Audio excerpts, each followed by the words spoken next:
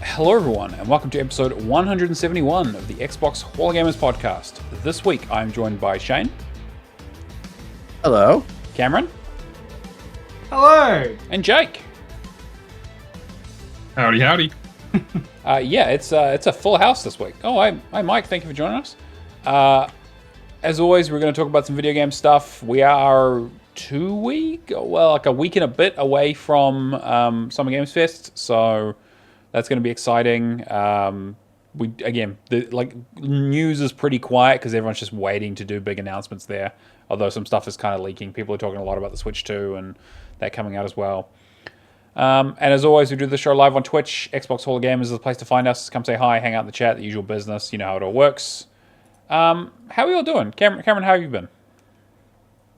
I've been good.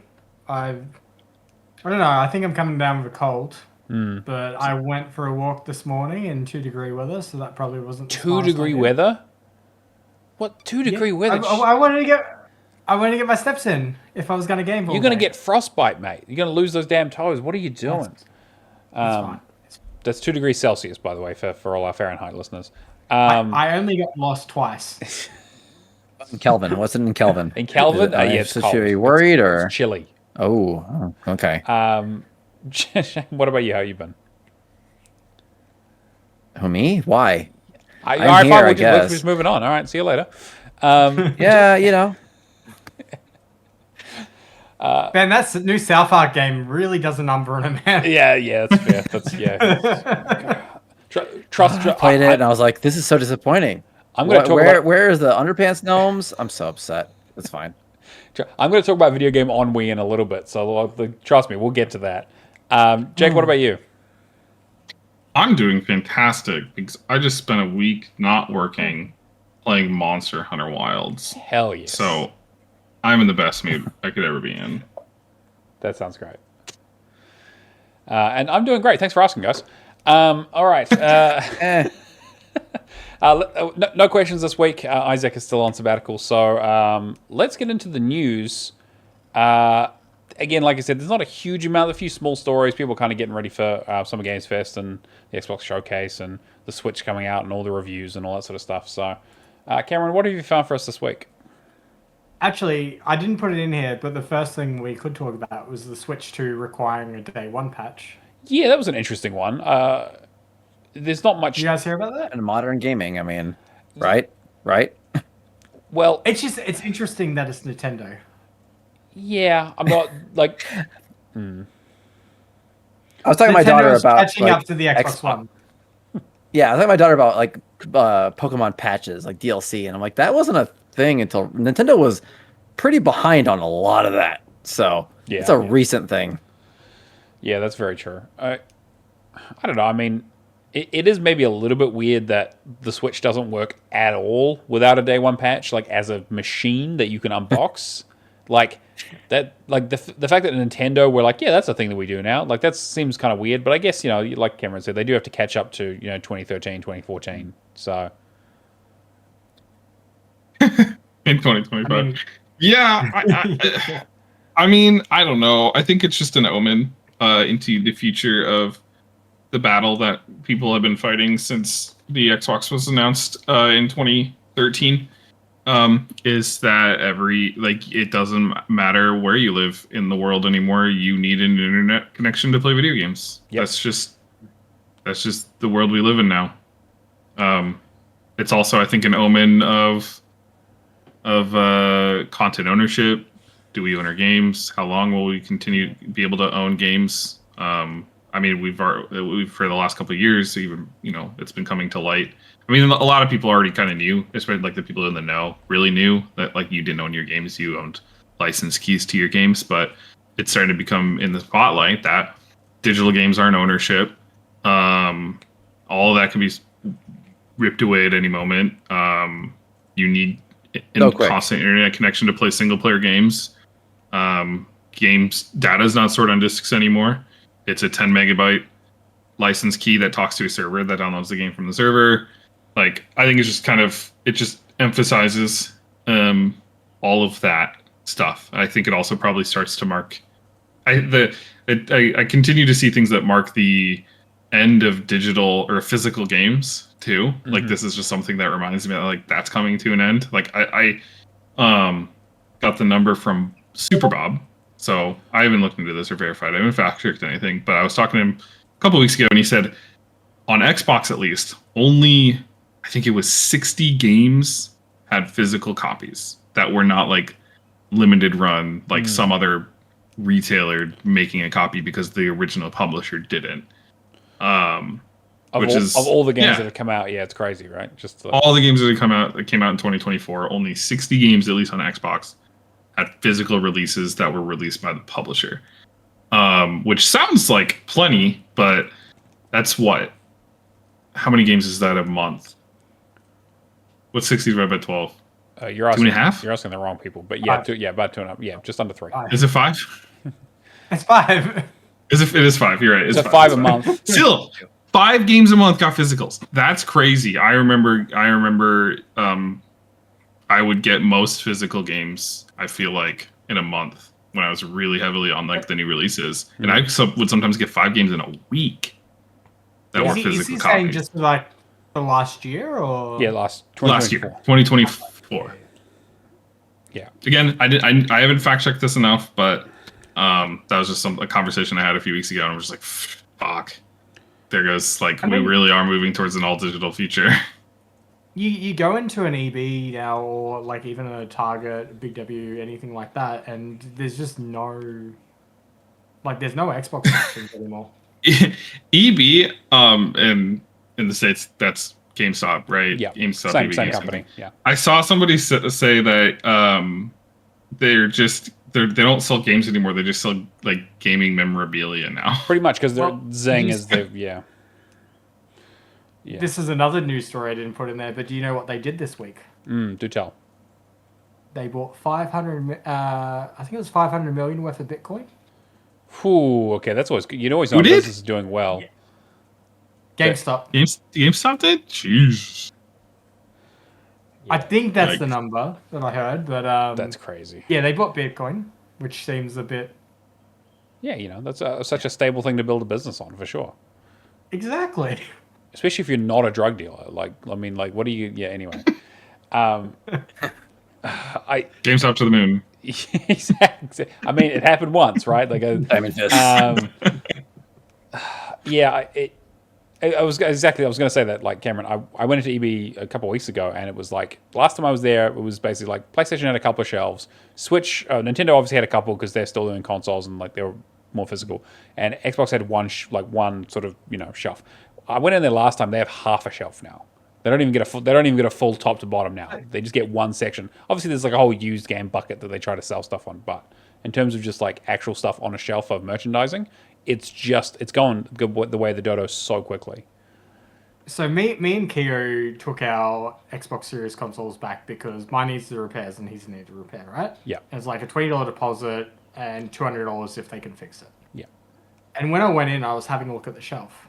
Half that bottom shelf is, I kid you not, a quarter of that shelf was the Series S toaster. Really? Oh man. I have. So it was like Xbox memorabilia down the very bottom. Yeah. But it was like just the Series S toaster. That's crazy. Some controllers. And then I swear there'd probably be like 50, 60 games there in total. I literally cannot remember the last time I bought a physical game. It's been I don't know if I bought a physical game this generation. Actually, now that I'm thinking about it, I will I keep just have a physical rule. games alive. Damn it! I bought several physical games, just this month. One out of 4 on the podcast. That's a bad sign. yeah, right. Well, I mean, when I lived in Bendigo and all that, and I had the EB that I could go to within 5 minutes, I'll check out the sales and that, and I'd usually buy something. As soon as the digital sale came on cheaper, I'd just trade it back in and then have the digital access. Yeah. But yeah, I mean, these days everything's just too expensive anyway. I mean, this does kind of make a nice sort of segue into our first like actual news story here around about Game Pass health and maybe the health of the industry in general. Cameron, you want to blitz into that? Yeah. All right. So an ex-Sony boss has suggested that Xbox Game Pass is unhealthy compared to Sony PS Plus in 2025. And basically, just reading through the article is a bit of they describe it as a bit of a stretch. So speaking at Gamescom, Latin America, to game developer, ex-PlayStation CEO and proponent of indie game developers, Yoshida? Yeah, Shuhei Yoshida. Yeah, that's right. Yoshida. Shuhei. Had some choice thoughts. Huh? Nothing. Had some choice thoughts about the state of Sony's PlayStation Plus and Microsoft's Game Pass subscription services. Taking aim at Microsoft in particular, he addressed concerns he had about the impact of these services, saying, "If the only way for people to play your games is through subscriptions, that's really dangerous because what type of games can be created will be dictated by the owner of the subscription services. It's really, really risky because there must always be fresh new ideas tried by small developers that create the next wave of development. But if the big companies dictate what games can be created, I don't think that will advance the industry." He went on to describe Sony's approach to the matter, describing it as healthier than Xbox Game Pass. Unlike Microsoft, Sony largely issues day one game releases for its service, a move Yoshida praised because it stops the company from over-promising and incentivizing consumers to spend money to buy the new games. All right, so let's start there. Shane, you obviously have thoughts. I want to hear what you want to hear. What is he talking about? Has any game been released into Game Pass exclusively? No. No, because you can always buy it. Then what? Shuhei, calm down. So this is the thing that doesn't compute for me, right? More games are likely to be created due to the funding that Game Pass provides, which still have. It's essentially Microsoft's acting as like a pseudo publisher, right? Yeah. Yeah, they're paying for the game to be developed, and then the developer could just take that past it, do an exclusivity contract for like a timed exclusivity contract for Xbox, and then launch on another platform like 6 or 12 months later. Like, I mean, sometimes it's not even that. Sometimes they still launch on the other platforms. They just don't launch into like PlayStation Plus, the competing service, right? Which I think is fair enough. It's like, hey, I want to sell this game, but if you want to help, want to promote it on Game Pass and make that, put it on your marketing and make sure that people have a reason to play this in Metaphor this week, Yeah, and I remember reading this and I'm going like, none of this is true though. There's no games released into Game Pass that you can only play with a subscription. Like, Shuhei, what are you talking about? Unless you know something we don't. That would be insane. So, next week's announcement: Game Pass is the only way to play video games now. We're not doing the digital download thing anymore. Yeah, Gears of War 6 launching exclusively on Game Pass. Like that'd be no. I don't think that's happening either. Like, I'd be surprised if it didn't happen at some point. Sure, but it hasn't happened yet, and as far as we know, isn't happening. So it just came off as just talking up Japan / Sony's model instead of over Xbox, and it was hard to take seriously, honestly. I mean, I understand where he's coming from though, in terms of like he is a big proponent for indie games, like that's kind of where he's moved into. The Sony piece, like majorly, and like obviously there is a risk that these services, especially on the Xbox side, where basically the talk is that if you are porting your game to Xbox, if you're not on Game Pass, you might as well not bother because you just don't sell any units. Because that's the Game Pass is now the vehicle for people to play games on Xbox for the most part, outside of big AAAs, but at least especially on the indie side. And so I guess he might be more talking about like the idea that subscription services become the de facto way. And obviously there are other ways to play those games. But if you have one game that is on Game Pass that you can play straight away, or one that you have to pay $80 for to download, and they're both, smaller indie titles, or like not AAA, like AA or lesser known, kind of lesser marketed, kind of big publisher games, where do you think the market's going to go? Yeah, I also took into account that maybe he's talking about just games being too expensive, and a subscription would be more economical to pay for to get the games. But again, we're not quite there, and him being the ex-PlayStation CEO kind of you got to take everything as kind of a grain of salt. Yeah, like, there's no true way. There's no way he can be unbiased in that conversation. He could. Or I mean, seen as such. it would even come across better if he just said, "Hey, I think this is unhealthy," but he had to go, "This is unhealthy compared to my company's, Yeah. my old company's That's where service he is lost super me. healthy." Yep. It's like, no, mine's PS Plus is healthier. It's like, okay, No. now you're just, this is not an opinion piece. This is business competition. Like, there's just no way around it now. I also would like to quickly, to Neo's point, or to Matt's point, because I think it's a good point about a subscription service being like, if you have a subscription service, people are more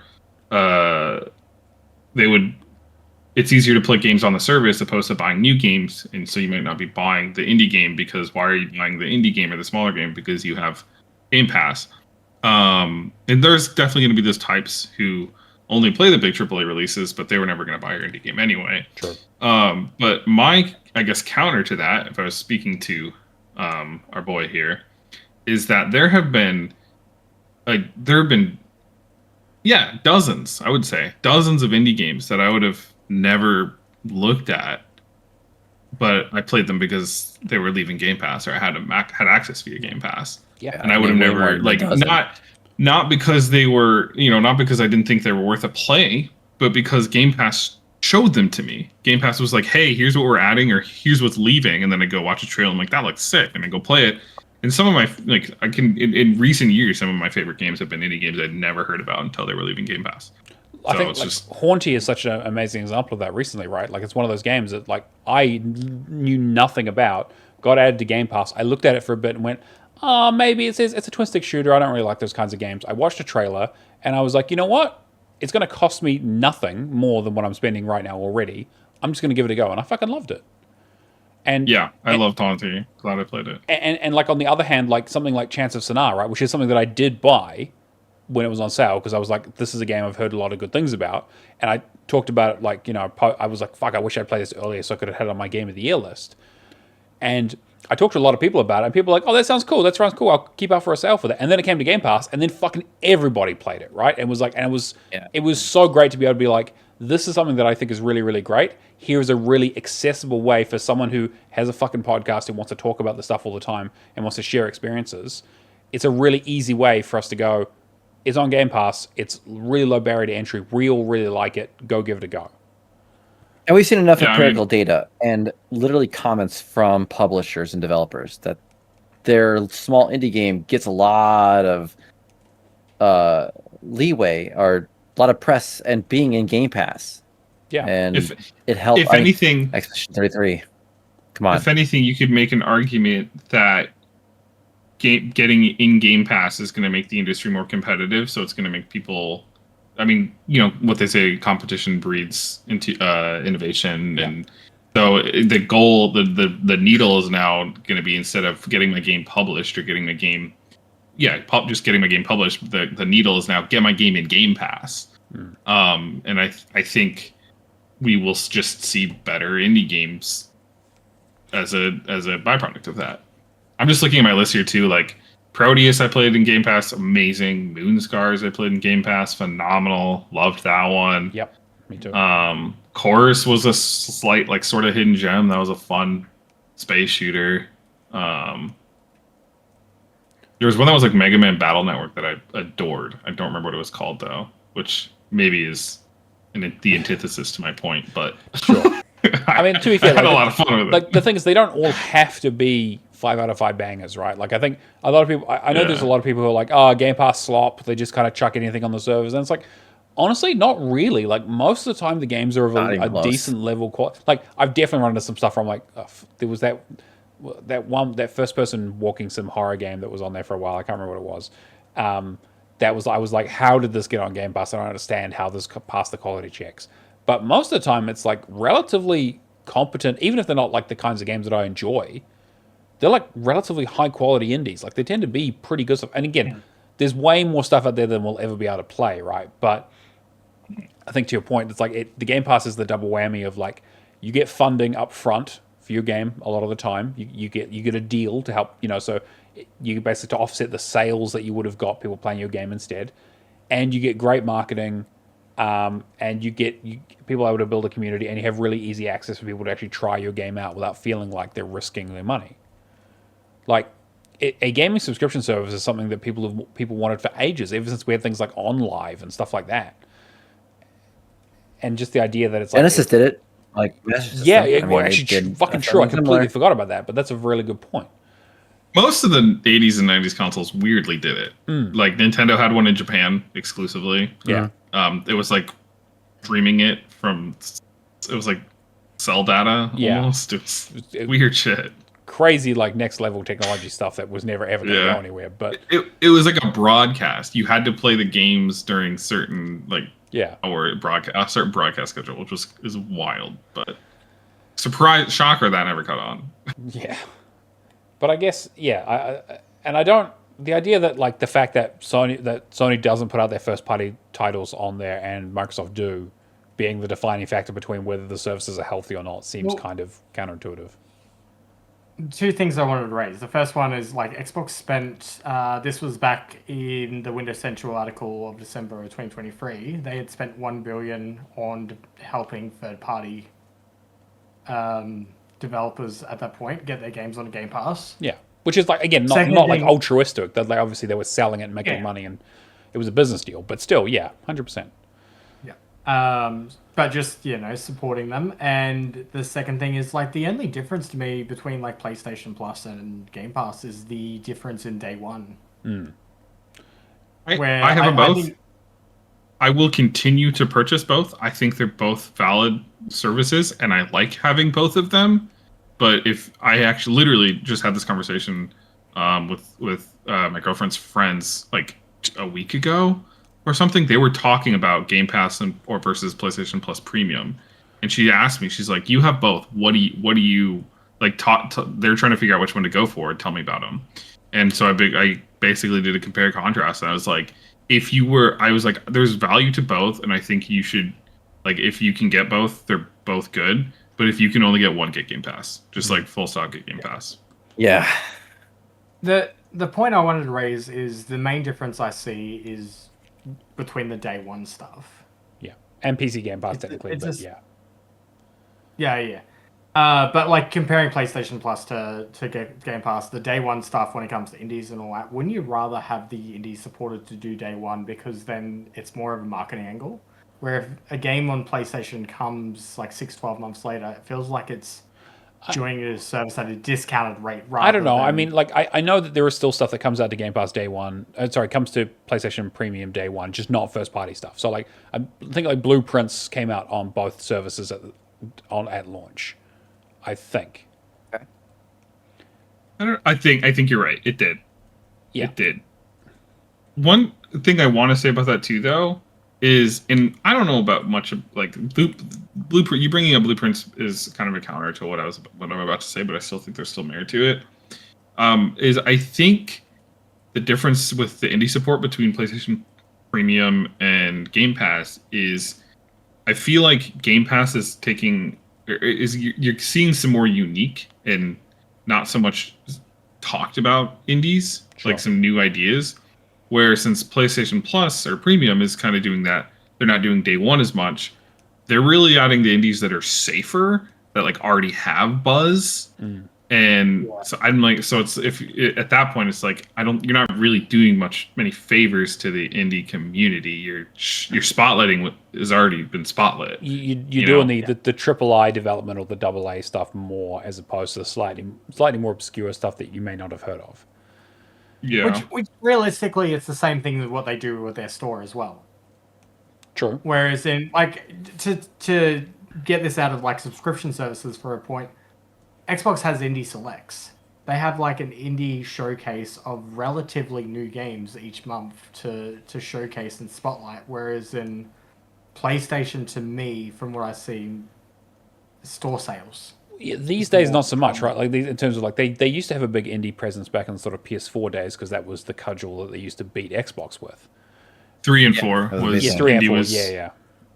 3 especially, yeah. Yeah, and that kind of died off with the 5, where they were like, well, actually, we're kind of going to go back to the AAA thing, because we now sell those AAA first party games, because because Microsoft don't make them was the whole thing. It was like your God of Wars and those kinds of big blockbuster AAA games, where it's like, well, Microsoft just didn't make them or keep up with them, or when they did, they flopped. And so that's a strategy change. The PlayStation Store experience, to me at least, has been. It seems like it's heavily based on algorithms at this point. I really only see like games based on what you've been playing, kind of recommendations, which is interesting. I mean, Steam's the same too, though. It's like Steam's got it to a point now where everything is just fed through. Like, it does explain all the furry stuff I've been seeing recently. I was just gonna say, I'm really sick of seeing hentai games on my recommended feed. So much weeb shit, I cannot believe it. Who the fuck? You buy Sex Shop Simulator one time, and then everything is just hentai saves the world. Exactly. Like, oh man, weeb games in front of my salad.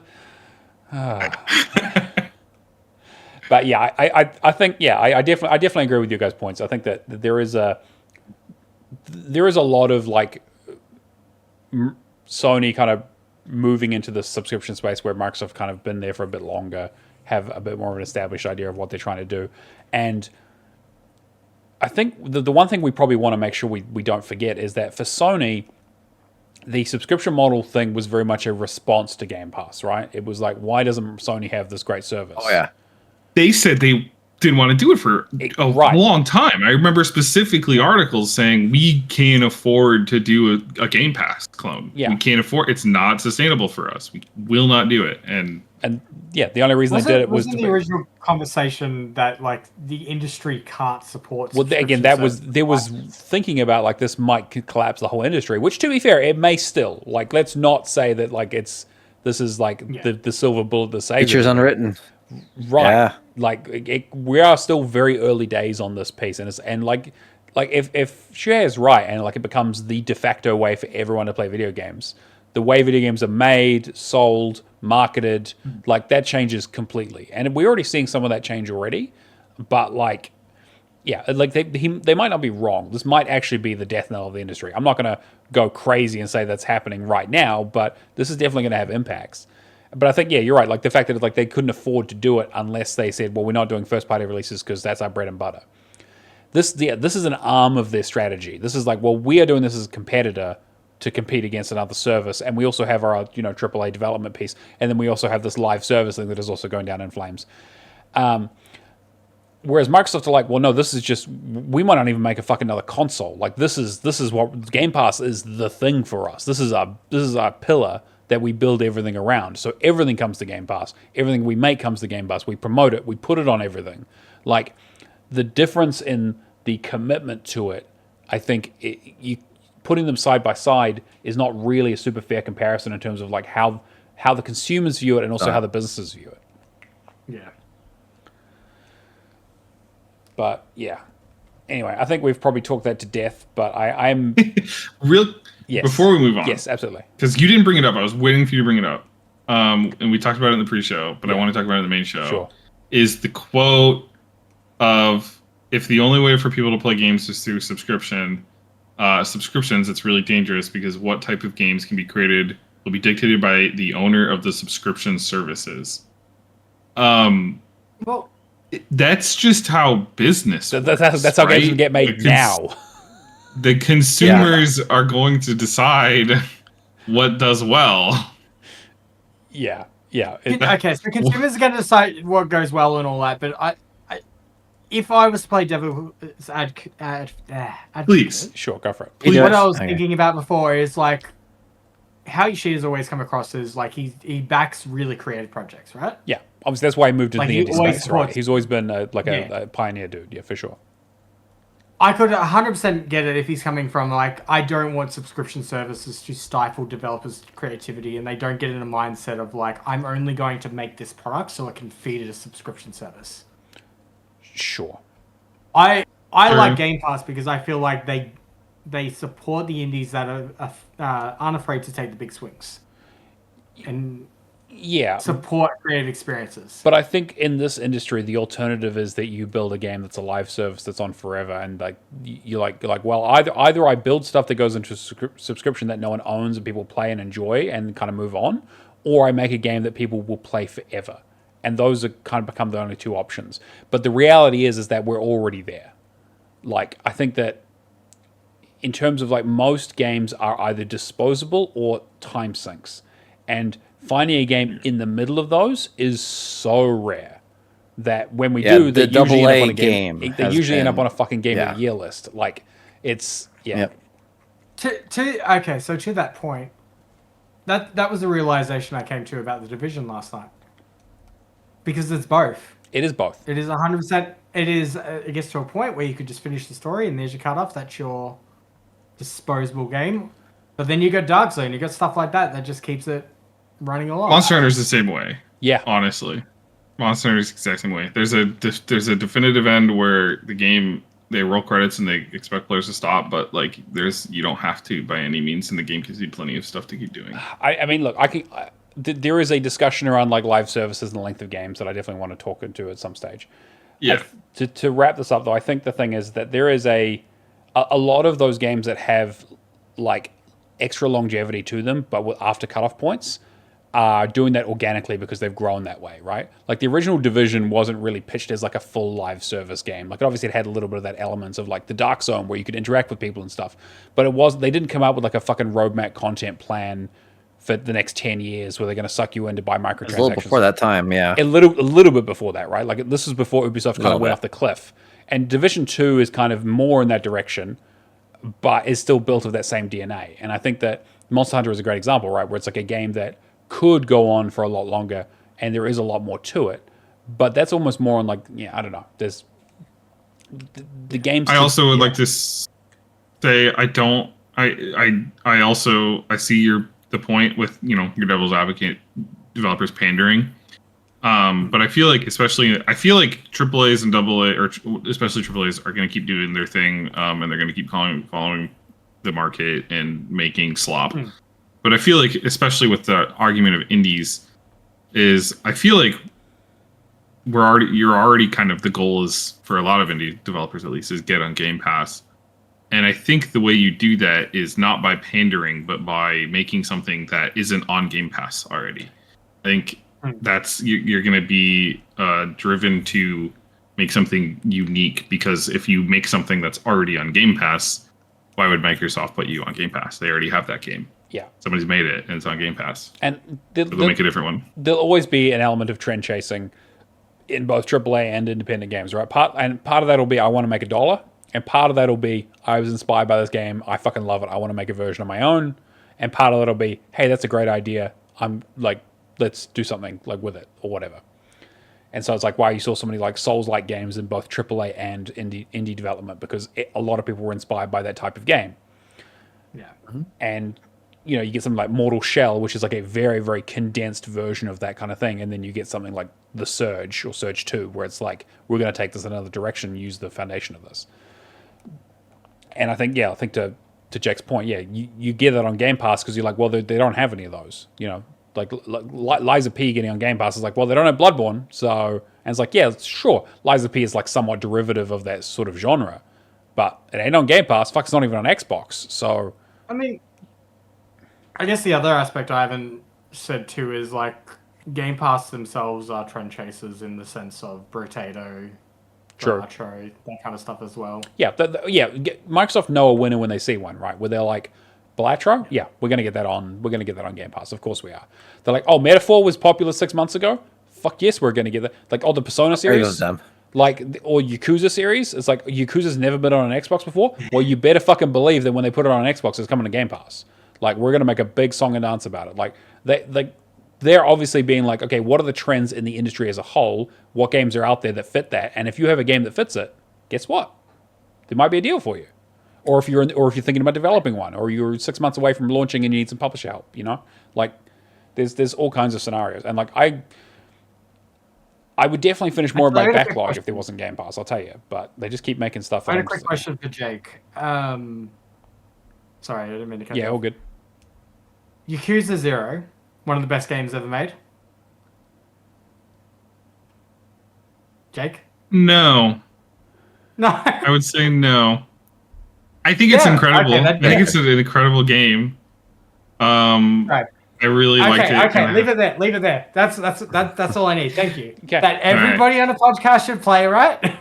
I'm not playing. I mean, yeah, I think it's worth a play. I would recommend it to literally anybody. I'm going into a tunnel. Sorry, you're breaking up. You're breaking up, buddy. Oh, sorry. All right, let's move on. That's all I needed. We've been chatting about this for ages. Yeah, a little bit. We'll quickly flick through some of these. Cameron, do you want to just the handheld stuff? Want to check on that? Yeah. So so I don't think TA gives enough context to this, but Xbox first party handheld reportedly got sidelined for Keenan. But I think there was also a Windows Central article basically saying that the priority has kind of shifted off Xbox developing a first party platform and helping like Asus and that kind of stuff develop their own, like getting the Windows experience on those third party ones, right? Yeah. Yeah, And which seems to be the way. I mean, there has been some leaked potential like photos of what this might look like. It looks like a ROG Ally with some kind of like Xbox branding and some like slightly better controller stuff, which again is pretty much exactly what we said it was going to be. Like they're just kind of going to slap some logos on it. You probably get some Game Pass bundled in with it when you buy it. Like, the fact that it always sat weird with me that Microsoft were like, oh, we're thinking about moving out of the console business, but also we're going to build our own dedicated handheld. The first time we've done one, and we're going to nail it first time, and we're not going to have any problems with it, and it's going to sell great. And you're like, that doesn't make any fucking sense. Yeah, the Windows Phone. Yeah, Windows. Like it's Windows Phone all over again. The cough. I wasn't referring to the Windows Phone. I was just saying like there's a phone here. Like Yeah. invest in cloud then. If I have mine somewhere. Yeah. it'll be too early again. Always the kids for Xbox. So yeah, there was that one. Do you want to talk about the Persona stuff? Yeah, so I'll just quickly touch on this. Persona 4 Reimagine. I can't remember what, again, it's not officially been announced, but it's basically the worst kept secret after Fable was with Playground Games, that they're redoing Persona 4. And so part of this was a bunch of the former voice actors from the English version have come out and said that they are not going to be in the game. The game that has not been announced or even we know exists, which is a funny one. A lot of those tweets have been deleted, but there has been some real theory crafting on on Reddit and Twitter and all these other places around like first of all the order in which these voice actors have basically come out and said that's not, weird. It is to be fair, it is a little strange because basically what normally would happen is someone comes out and says, "Oh fuck, I leaked a game that hasn't been announced yet. I'll delete my tweet," and then everyone else is like, "Okay, we're on lockdown. We don't do it." Three of the voice actors for the main characters from the original game have come out and said they are not in this game, which again I will reiterate has not been announced or we do not even know it exists. Yeah, and the theory crafting is they have actually the denials have come out in an order of which the characters appear in the game. So if Troy Baker comes out and says that he's not anyway, I think there's a level of like copium ridiculousness that people are huffing. This is a misdirect. We're getting Persona 6. That's to be fair, I'd be kind of okay with that. But it's also not a huge surprise. To be fair, like when Persona 3 Reload came out, they recast the entire cast and they got really good voice actors for it, and it was great. But it was a brand new cast, and so I guess the only thing that's a little bit weird is that when Persona 3 came out, the English voice cast was probably they're not like super high profile voice casts. Whereas Persona 4, 3 obviously became quite popular in the West. 4 came out, they actually hired some relatively like medium level at the time, but now quite well known voice actors, including people like Troy Baker and things like that, and Yuri Lowenthal. People who, for example, Yuri Lowenthal doing the voice of Spider-Man in the Spider-Man games for Marvel. So like high profile voice actors. And now, my theory was maybe they're just too fucking expensive, and they're just like, actually, we'll just recast you guys. We're not going to spend. We're not. This game is not going to make Yuri Lowenthal money. We're not going to spend Yuri Lowenthal money. I don't know. That's my thoughts, but we'll see. I'd be very surprised to not see any Persona announcement at Summer Games Fest. I think it would make perfect sense. Yeah, no way. I think at this stage for this to leak this quickly, I think they got to have something. Yeah, it's got to be there. I would be very surprised if they don't have a trailer or something, even if it is like not this year, but maybe early next year. We all think Xbox Showcase, right? I way things feel have been like going, Xbox maybe. is helping. They have been. I mean, they like Yeah. Reload came to Game Pass day one. They have the collection and 5 come out to day one. Yeah, so they probably will have some sort of I don't marketing. think they're helping, but yeah, they're definitely going to be. I think it'd be an Xbox to showcase over anything else. Yeah, they want to appeal to the weebs, and because I probably played this day one, like Persona 4's story is course you would. my favorite part of that, probably the entire series. So, but yeah, just weird that this kind of announcement is being like hinted at, and people like voice actors are coming out saying they're not in the game. It's a bit unusual, but is what it is. What else we got, Cameron? Let's roll the Clear Obscure, the 2 articles into one. Sure. So, funnily enough, Clear Obscure Expedition 33 hit 3.3 million sales after 33 days. Yeah. Which you can't make this shit up. Yeah. So they're obviously doing quite well because that's a lot for a first time indies game. Well fucking deserved. I wonder how many people have actually played it versus bought it, but yeah. But 30. Yeah. You might know, their team's 30 developers, right? Yes. So their team is roughly 33 developers. Say hopefully 33. Yeah. Well, actually, I was going to say I've heard 30 because I was going to ask. Yes, developers? It depends on what you count as. Like, if you look at the credits, obviously there's way more than 33 people on it, right? Because you have like contractors and other bits and people. But their studio was roughly about 30 people. Yeah. So that also kind of tracks. The dog is named Monoko, which is one of the characters in the game, which I love. Yeah. But yes, that is the thing, is that the studio of roughly 30 people, around 33. So it does seem to be a very lucky number for them. And the other part of the story was they did an interview with gamesindustry.biz where some of the heads at Kepler Interactive, the publisher of Clear Obscure, talked about the success behind it and its place in the industry. Basically, I guess the short crux of it was brevity should be more of a virtue in gaming. Like just talking about like not overdoing length for the sake of just making things longer. Something can be better by being shorter. Something is being discussed in film at the moment. Every film seems to be 2.5 hours long, and I think most people are like, can they all be a bit shorter, please? Because we have other things to do with our lives.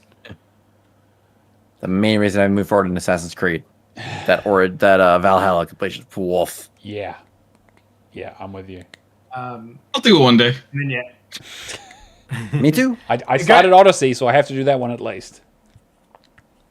Going to say the first length estimates of the game were closer to 20 hours for the main quest. They ended up closer to 30, even 40 hours if you take a bit of time. As a player, there are many great games out there that I want to experience, and what's important to me is the level of excitement and fun I get from a game rather than how long it is. Yep. Yeah, just go on to talk about the other stuff that's great about the game. Yeah. I completely agree. I actually think I'll talk about it when we get to what we've been playing, but Obscura is is obviously my game of the year by a fucking mile. But obviously, the more time you put into something, the more cracks you see in it. But I agree. I think we all agree that like shorter, more interesting experiences, well crafted stuff is like much more preferable over to the kind of like stretched out. Like how many times have I come on this podcast and been like really, really great game for a certain period of time, completely just like fell off a cliff in terms of like, or ran into this part which stretched the game out, or just kind of felt like I was on an endless fetch quest, or they dropped the story threads for a certain period of time and made you do some other bullshit you don't care about, just in the idea of being like they needed the game to be longer. There's 2 parts to that, right? There's the part of the story has too much fat and they could have slimmed some areas up to like make it a better experience. But then there's also the flip side that we're achievement hunters and sometimes devs just don't know how to make a good achievement list. That's true. We end up doing something that takes us 20 hours longer than what it should have and detracts from the entire experience. Yeah, I agree. Although I guess the thing is that like a lot of when I'm talking about that stuff, like, I try to take that into account of being like, oh, they put an achievement in here that makes it really grindy. That's not a fault of the game. That is a fault of the achievement system, right? But so often you have games that are like, cool, here's a branching narrative path, but to get to it, you need to play through the whole game again. And you're like, okay, but like, and you're like, yeah, there's an achievement for it, which is why I'm doing it. But realistically, is there enough content to justify doing another playthrough of this game? Is there enough new stuff? Is there enough of a hook? Is the narrative strong enough? I'll be able to copy our saves on cloud to be a lot better on Xbox One, if that'd be nice. Yes. Like, Yeah, I'd love to be able to miss those days. Yeah, for sure. But I think there's. Because I was gonna say, like, for games like As Dusk Falls and that, it makes sense for me to have the branching narratives and to like explore the other. But those are sides of relatively it, short but, games, right? Relatively. Yeah. Yeah, I don't know, Jake. Any thoughts about game length? I mean, you play stuff from you're playing a game from every year, so I'm imagining you're going to run into all kinds of different kinds of games, right? Yeah, well, funny enough, I actually took some time to proof it out today, and I have settled on a game from every year from 1985 to 2025. So nice. I know what I'm going to be playing for. However long this takes me, we'll see. I'm tracking it. I have a column for start date and finish date, and I need to add a column for how long it took me. I forgot to do that, but yeah. In terms of just my overall feelings about game length, I don't know. Like a lot of the games I want to do are long. But I've been finding I just don't have as much time anymore. So I'm looking for shorter games. There's always the conversation around like, oh, if you're spending money, you should get more than 5 hours out of it or something like that. Sure. But I'm not in that camp. I think short games are totally fine. I think it's less about the time you spent and the impact that the game made or had on you.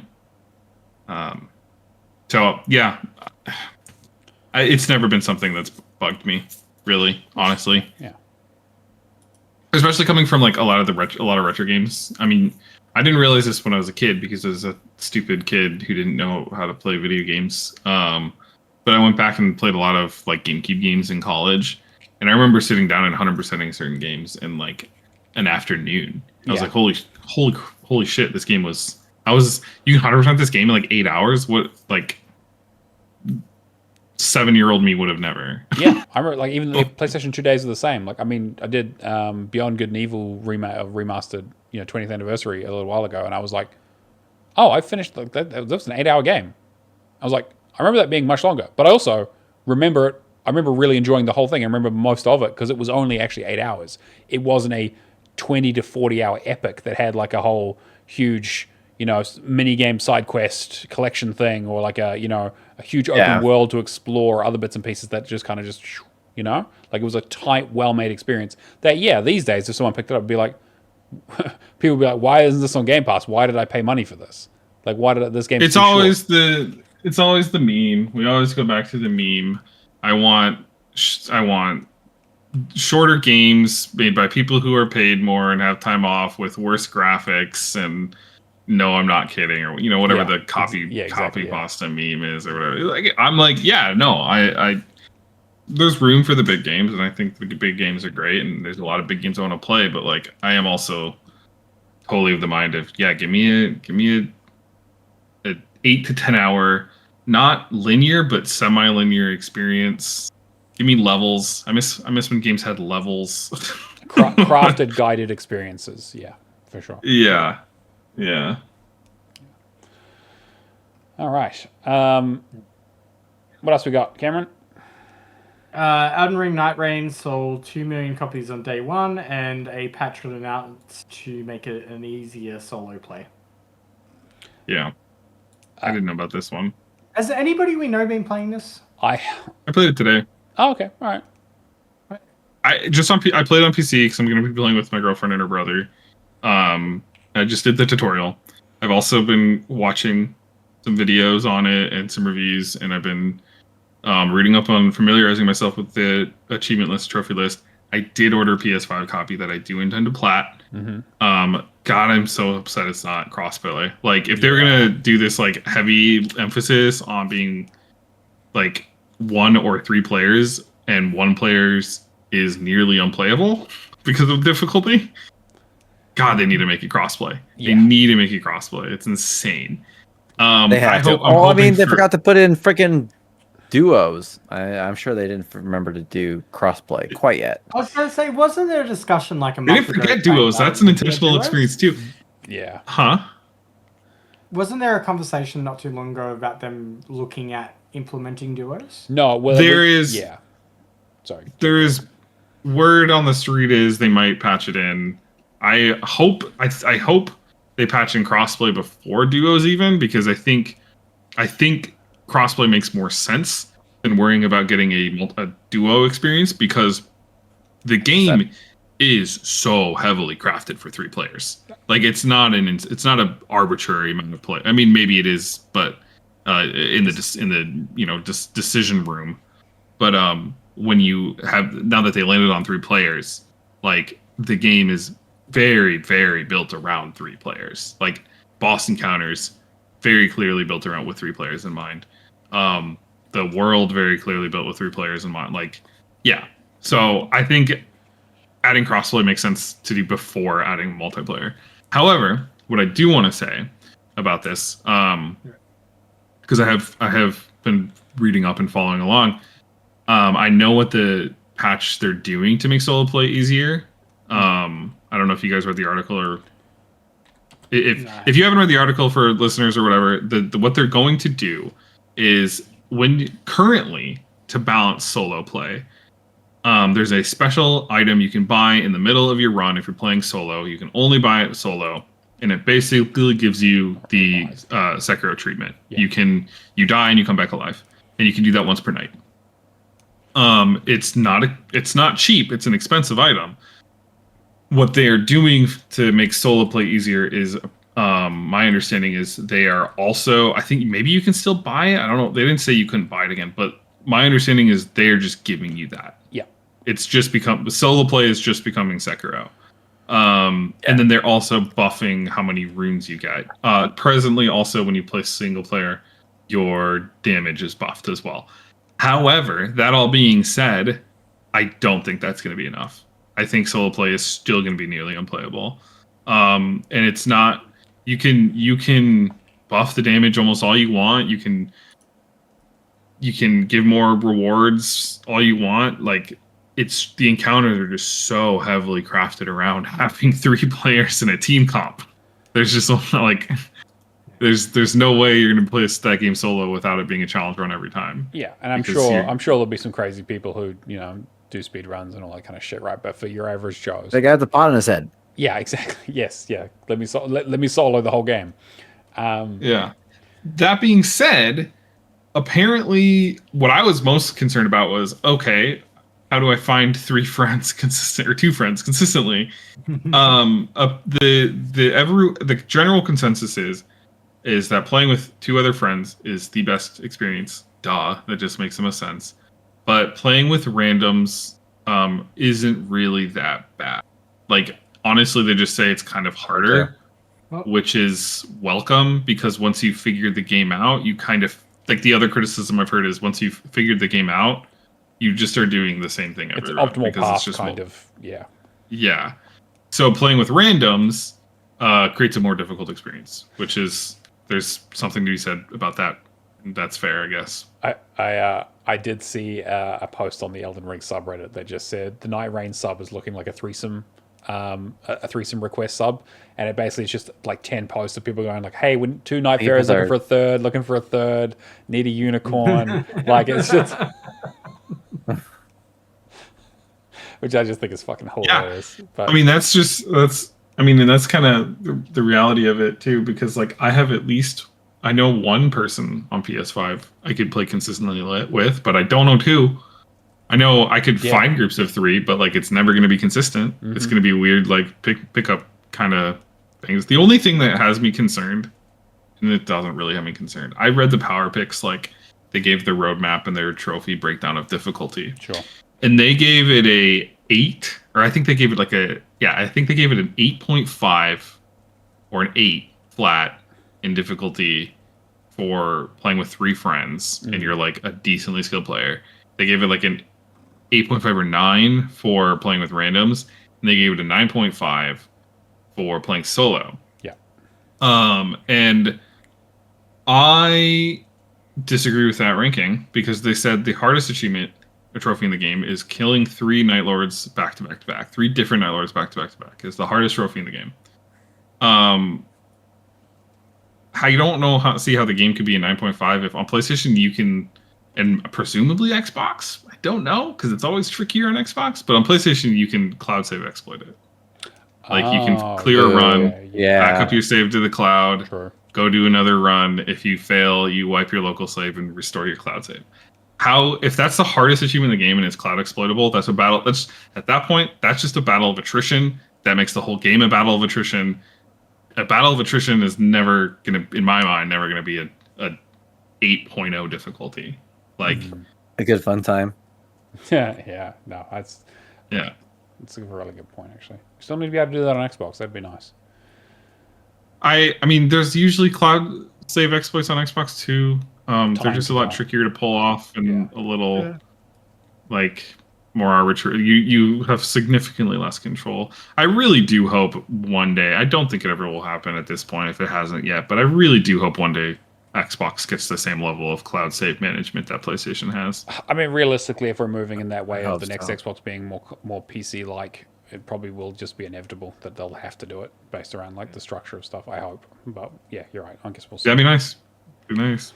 You can cloud save exploit on Steam. You can cloud save exploit it's like, why is Xbox PS5? So, fingers crossed. I'm definitely keen to hear more about Night Rain because it is, again, as a huge Elden Ring fan, it did pique my curiosity, but also as someone who is massively antisocial, playing with others in a game that is already frustrating. I know. Yeah. I know my little challenge that I was doing was supposed to be playing these games without like breaking the whatever, like one game from 2025 and then go to the next, and then have some like games that you play socially or whatever, and those don't really count because like I'm not going to tell people, no, I can't play. Yeah. I don't know. I can't play Split Fiction with you, girlfriend, because I'm doing this challenge. Like that's super fucking lame. So obviously that's not going to happen. I might make an exception for Night Rain purely because of its multiplayer focus and get at it while people are playing it. Yeah. Because I don't want to get at it 3 years from now when it's so much harder to find a group. Or maybe I do. Maybe I do want to get at it 3 years from now because the only people who will be playing are people who are super good at the game. So you just get carried by randoms. I don't know. I don't know the strat. I think that's not actually a terrible mindset. Is just wait until the only people who are playing it are the people who that's their daily game. This is 100% our Every version weekend. of pestering Stubby with Lords of the Fallen because he's done it how many times now? Hey, yeah, can you run me through this place? It's exactly. But definitely keen to see kind of where it goes and what happens with it. I mean, obviously this was made kind of like by their B team with recycled assets, and not to take anything away from the game, but it's obviously not like their like premium #1 next big thing that they're working on with because that's probably Duskbloods or whatever. But curious to see. Weren't these games always kind of jank in the early days? I mean, FromSoft. That's like pre Dark Souls 3. I think this is kind of their bread and butter. We're back. I guess. Yeah, right. I guess we'll see, right? But I'm curious to see if this has like a long tail to it. Is this something where they're going to support it for a long time? New maps, new enemies, new that, or is this like hey, we did a cool experiment. We might do an expansion, like an update, and maybe that's it. I don't know. I guess it depends on how well it does. But selling 2 million copies in one day is probably a pretty good sign. It's 2 million. Interestingly, it's currently sitting on Steam with a mixed review, which is super interesting for a FromSoft game. Definitely some PC issues. It looks like, yeah, for sure. Yeah, the other thing I was gonna bring up, the constant thing I was saying is matchmaking issues. Yeah, right. Which is like from a technical perspective. Oh, if you're, yeah. They've never quite gotten the multiplayer piece down quite right, have they? For any of their games, as much as I love Elden Ring and all those. No. All right, Copilot, everyone's favorite AI discussion point. Yay! Is coming to mobile devices. Copilot for gaming. I should be more clear.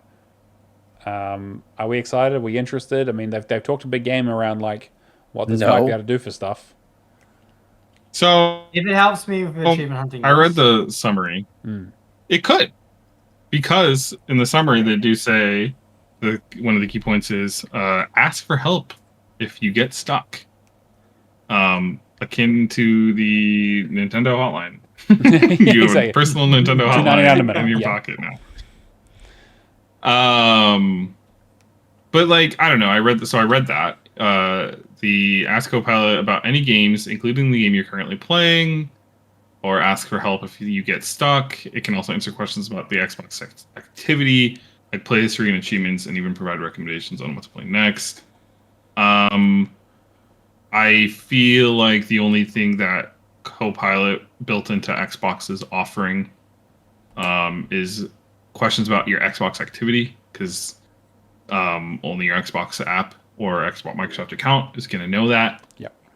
But everything else, I could get ChatGPT to tell me the same thing. The provide recommendations on what to play next. Copilot could probably do that a little more seamlessly because it's integrated in. So it might say like, you've been playing this and this and this lately. So based on these recommendations or these play patterns, I'd recommend this. But you could also just go, hey, ChatGPT, the last 5 games I played were this, this, and this. What do you recommend I play next? I don't care to buy. I'll buy a game, or here's the games I'm willing to maybe try. And here's my price point. List, yeah, so. Sure. Yeah. Yeah.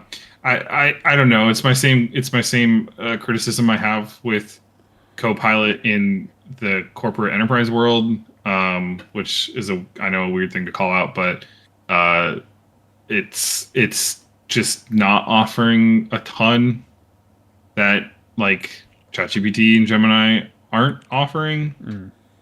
It's not making a compelling reason. I mean, if it's free, great.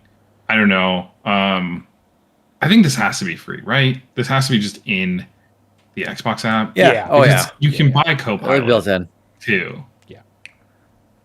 Hey, if it's built in, it's neat. Tell me. Sorry. Copilot Premium.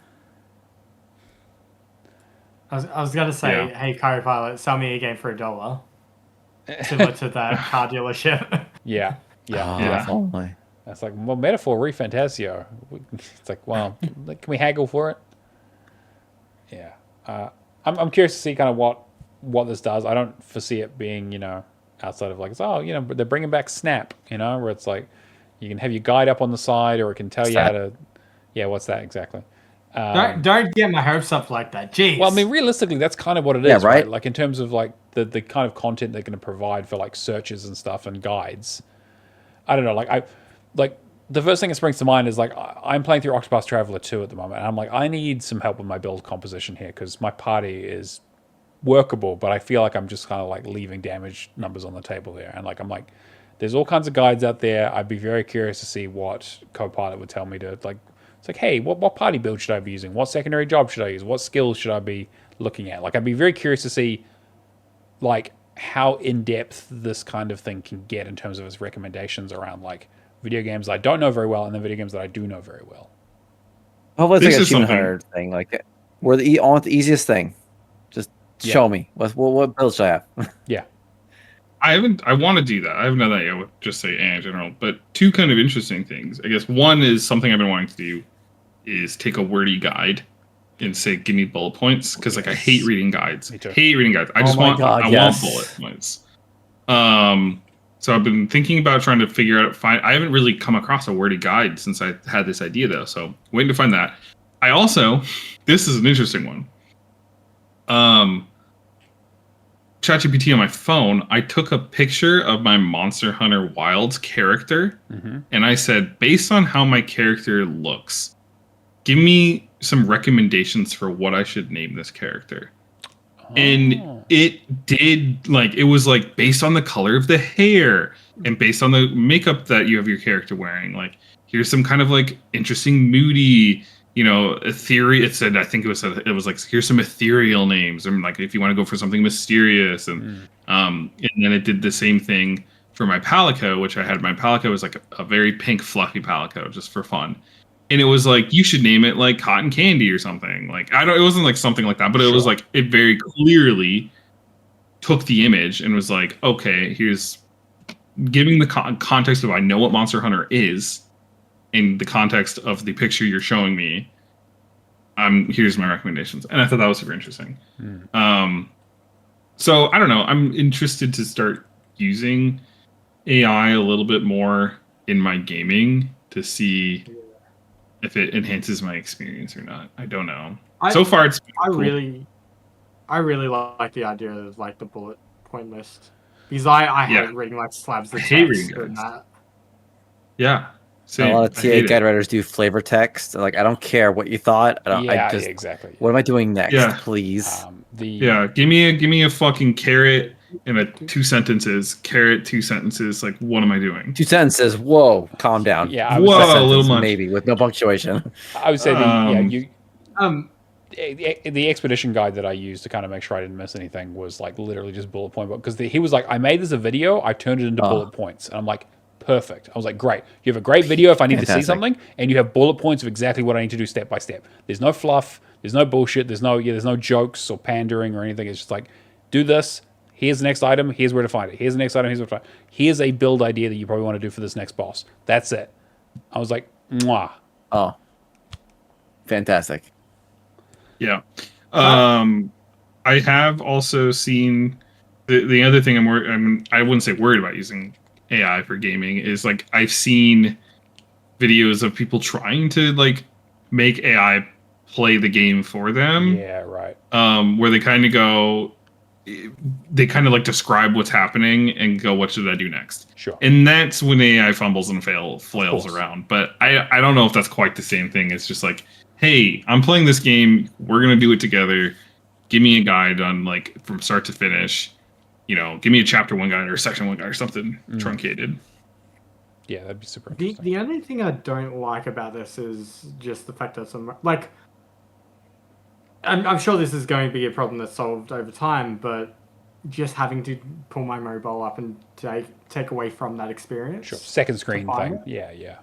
Yeah. Whereas you think of the Xbox One generation, that's why I like Snap and stuff like that, because it was all just integrated into one. Which, that's where they're going with it, right? The idea is that you never leave the screen. It's just kind of like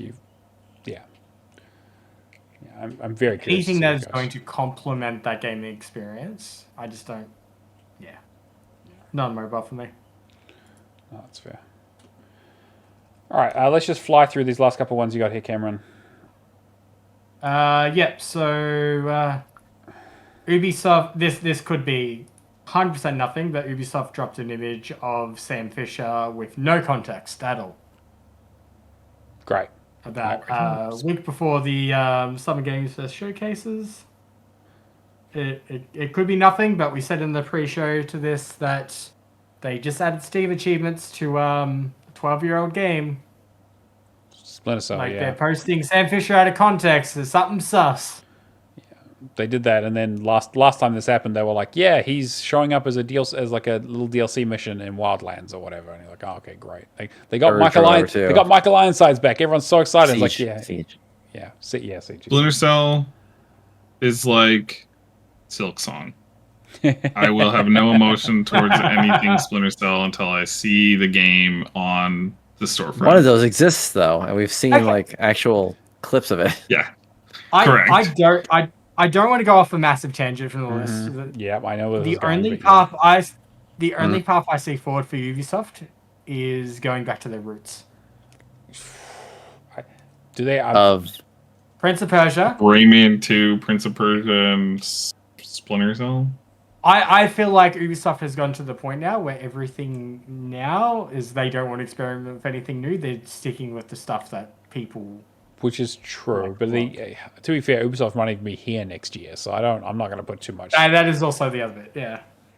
Hey, Mr. Ubisoft, how did Prince of Persia go for you? The one that was like critically lauded and everyone loved. Shut down the studio. Making money? I don't think it did. Yeah, studio's gone. They're moving on to other things.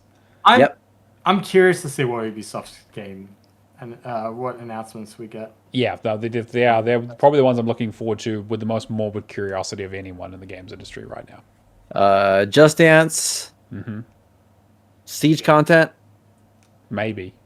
I mean, Siege does do well for him, so it does do well, but it's been a long time. Yeah, but they don't need to do a sidestep like fucking Extraction. Well, Extraction didn't work out for them, right? Siege is fine. Yeah, I don't know. Yeah. Anyway, I don't care. Just Dance. Keep doing Just Dance. I'll be happy. Yeah, Siege is fine. I did not know until recently that they laid off the entire Rocksmith Plus team. Oh yeah, that was a few years ago. Yeah. Because remember they announced the Xbox port how many years ago? Yeah. Not coming. No, not happening. All right. Quickly, another news story was the Xbox Instagram got hacked with a crypto scam. I saw this for like all of the 5 or 10 minutes that it was up, and I'm like, what the actual? But I was like, I'm not interested, whatever. Yeah. And then I just saw this article. It's a scam thing. Yeah, it's typical, I suppose. Yeah, Funnily if I had caught it, I would have been like, "That's a joke." Moved on. Yeah. Yeah. Funnily enough, Aaron Greenberg also got hacked on Twitter, and he's got 2-factor authentication, and that, and yeah. Oof, nice. Maybe don't use Twitter. Yeah, just saying. probably. Yeah, that's just. Do we want to talk about the Game Pass piece? Nah, let's just move on because I think we're. Yeah, okay. There's a lot of games that came out in May. That's the crux of the argument. Game Pass has been doing really well. May is pretty fucking insane. I'm still catching up on the stuff, but there's so much there that I want to play. Speaking of which, Game Pass updates. I'll quickly flick through those. So we had the Division 2 join everything, basically, on the 27th, and we had To a T, which is that T-posing game, on the 28th. And then on the 29th, we had Metaphor and Spray Paint Simulator get added. And then for June 3rd, we have Crypt Custodian and Symphonia getting added. Really interested in Symphonia. It looks interesting. We're not sure what's leaving yet because... Sorry, yes? I was going to say 2 a T looks amazing. 2 a T looks very funny. It's made by the people who made Katamari. It's great. Yeah. I'm waiting for a few people to finish it because I don't think anyone's completed the game yet, but it's brand new, so... and then, leaving. We don't know what's leaving yet because we basically just hit the first tier, so I guess we'll see what the next round of delistings or... That we'll know in about 24 hours. Yeah, as soon as we're done recording, I'm sure I'll get a fucking message about it, so that's usually how it goes. Yep. All right, let's get into what we've been playing then. Oh, actually, sorry, no, I should do... I'll do Patreon first. Patreon.com/HoloGamers. You guys know how that works by now. It's a service where you help us pay for this show. So we greatly appreciate all the support. We do extra content before and after show stuff. We're doing Lights, Camera, and Action for our next movie podcast where we review movies based on video games. Jesus, I'm losing the plot. So a huge thank you to Lee Howard, Mikhail KV, Nantolinator, Admiral Awesome, Happy Moogles, Kung Fu Skills, Hack and Pwn, Cavaliers 07, Old Mate Clown, Mace J, Left 4 Legacy, and McNulty. We literally couldn't afford to do the show without you guys, so thank you so much. And we also, all that content is only gated down to like the lowest amount. So if you give us $2, you give us $10, you get all of it. We don't want to be like, hey, holding things above you. We just, if you want to help support the show, we want to give you a little bit extra. And then, that kind of leads us into our monthly theme, which we're now in June. So the second month of the bimestral burden, which is the blind leading the blind, which is playing games that you can give orders to your AI teammates or units. Very curious to see people playing some of those, like your RTS and your XComs and stuff like that. So post those in our Discord. We'd love to have some more chat around that. All right. Now what have we been playing? Jake, let's start with you. Only Monster Hunter. Actually, that's a lie. I did say earlier I played a smidgen of Night Rain. I played the tutorial. That was it. But we don't need to talk about Night Rain. I have been playing... Like I said last week, all I was going to play this week is Monster Hunter Wilds, and that is completely accurate. That is all I've played all week. I've dumped, I don't know, close to 60 hours in it in just a week. I rolled credits, I think, on Thursday, and then just today, right before the podcast, actually, I finished the remainder of the high rank main missions. So I have now officially got to the full end game, which is just grinding monsters, grinding gear, grinding crowns, and just finishing off the trophies. Everyone should play this game. It is, first off, if you've ever been intimidated by Monster Hunter, this is the most beginner friendly Monster Hunter for sure. They've made a lot of things seem like more fluid and a lot less clunky. The game overall feels a lot more forgiving. I'm sure that'll change when Master Rank eventually inevitably comes out, but that'll be probably a couple years. So you have time to get in now and kind of get used to it. The achievement list, if you were put off by World or Rise, this list is significantly more manageable and shorter. and that is largely in part because of the crown system is massively more simpler. All the monsters, or most of the monsters, I shouldn't say all, most of the monsters can be found roaming throughout all of the biomes, and you can see if it's a tiny or gold large crown with the binocular item. So you literally just roll up on a monster, scope it out with the binoculars. You don't have to like worry about measuring it. You don't have to worry about fighting it and hoping that it's a crown monster. You know before you even engage. And there's people obviously have found ways to like min-max farming these. So there's certain places you can kind of just load in, see if it's a crown. If it's not, quit out without saving, and then load back in and check again. And so opposed to being a 300 to 500 hour completion like World is slated for the base game, Wilds is like, I've seen, I think TA has 80 to 100, True Trophies has 100 to 120. So that's what you're in for, I guess, if you're looking to complete the game. But the other reason that crowd hunting is so much simpler in this game is that you can create your own investigation missions, and you can save them and then recall them later for guild points. So you can go on the field and go and spot with your binoculars a crown monster, and you select it on the map, and you say save investigation, and then now you can just invite your friends to your world, and they can get the crown too. So I have a buddy who's got I have a couple of buddies who have crowns for me, so my crown grind will be super easy. The more people who complete this game and work through the game, the more people there will be who can spread those crowns around. So the most intimidating part of Rise and World has become a crowdsourcing achievement. It's become a Fable 3 weapon achievement. Fill in the Fable gaps. 2. Yeah, for sure. Yeah. So you get what you play in natural play, and then you find, you trade them with friends. So other than that, the completion's pretty straightforward. Not too terribly grindy. I don't feel, and it's just a lot of fun. I'm having a blast. This game fully has me in its grasp. I'm super glad I started it, and I highly recommend it. And dual blades are awesome. Fuck, I'm going to play do it this, for me, I aren't think. God damn it. All right. You should play it. Yeah. You should 100% play it. Hit me up when you do. I'll play it for fun. I don't care. All right. I mean, I will play it for fun. It is a full price game in 2025, so we will see when I get around to playing it, but I probably will at some stage jump on it. Yeah. Yeah. Oh, also, there's a Street Fighter event going on right now. Apparently that's here to stay. I don't know, because there's event tickets for it, but they say it's here to stay, where you can unlock Akuma as an armor set. But when you have the armor set equipped, you get Street Fighter moves. Hell yeah. Okay. So all right. That sounds great. It's dope as fuck. And then you can also get an outfit for your Palico that makes him look like I always forget the green dude. Blanca. Blanca. You can get an armor set for your Palico that makes him look like Blanca. That's great. Which is really fun. So I spent right before this podcast grinding out the Street Fighter 6 tickets to get my my skin or my armor set for using those Street Fighter moves. And the Street Fighter moves are super fun to use, and they're super satisfying, and they're pretty powerful for what they are. So anyway, enough about that's it for me. Just wilds, and it will continue to be that until I finish it. Hopefully, I don't know, I go back to work next week, so we'll see how fast I can grind out the remainder of the achievements. I will quickly talk through, because I have not been playing as much as I would have liked, but I picked up the Dutch Detective 1 and 2. First one was on sale, and I enjoyed it so much that I picked up the second one. They're great.